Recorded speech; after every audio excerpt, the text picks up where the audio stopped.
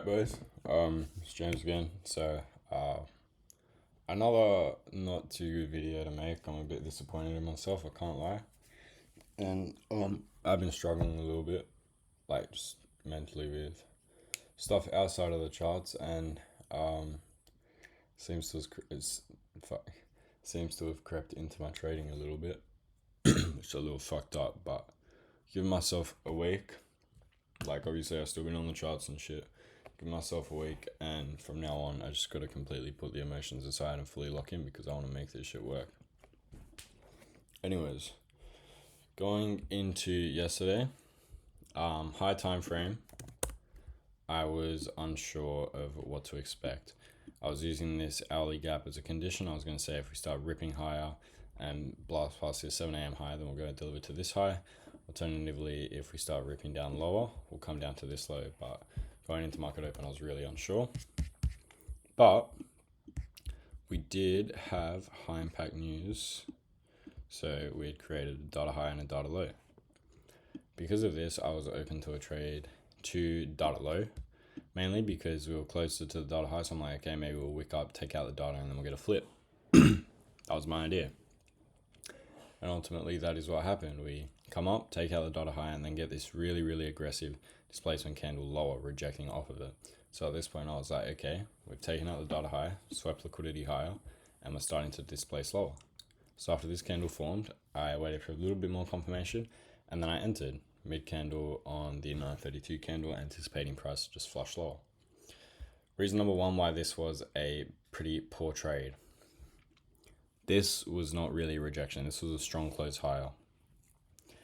Number two, the second that the volume doesn't completely just, the second the volume doesn't follow along in the next candle, I should have been out. Like, I should have seen this week and I should have been like, okay, it's probably time to fucking go now because we're clearly not going to deliver. Like, if we were going to deliver, it would have been straight away. We would carry through with this volume.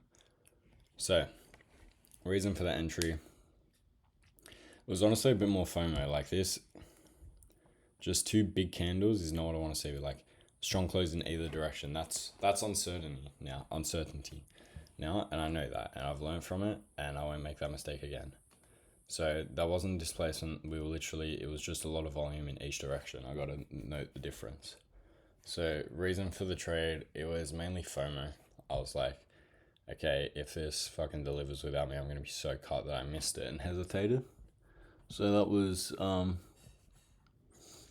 probably my biggest driver for entering. So it was more of an emotional entry. It wasn't really backed by logic. I didn't say, well, there was some logic, but the logic was corrupted by emotions, just telling me, oh yeah, it's okay that we had this big buy up and big sell off, like it should still deliver. So at least now I know not to enter in low probability conditions and when we have a big volume candle in each direction.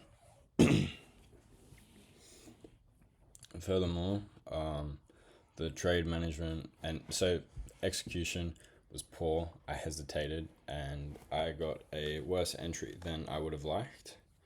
So hesitation on the execution as well, just once again showing the psychological issues. And the trade management, once I saw that we weren't delivering through with the same volume, I should have just closed the trade. That should have been my signal to just be like, okay, I gotta close. So yeah, that was a pretty big loss on both accounts, $900. So unfortunately, my win earlier this week pretty much cancelled out because of a poor trade. So what I've learned from this is not to enter when we get some bullshit like this off market open because it literally is just a massive spike in volume. And yeah, I want to try and learn a bit more from it because I don't really understand what else. It was just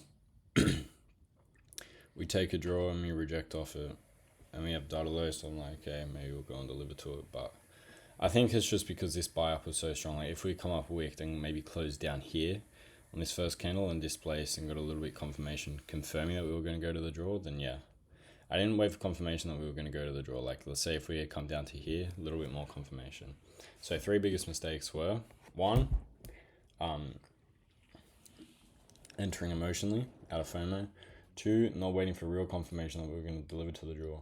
And 3, it wasn't a good trade. Like, the actual candles themselves, like this massive up candle and massive down candle, that's just poor.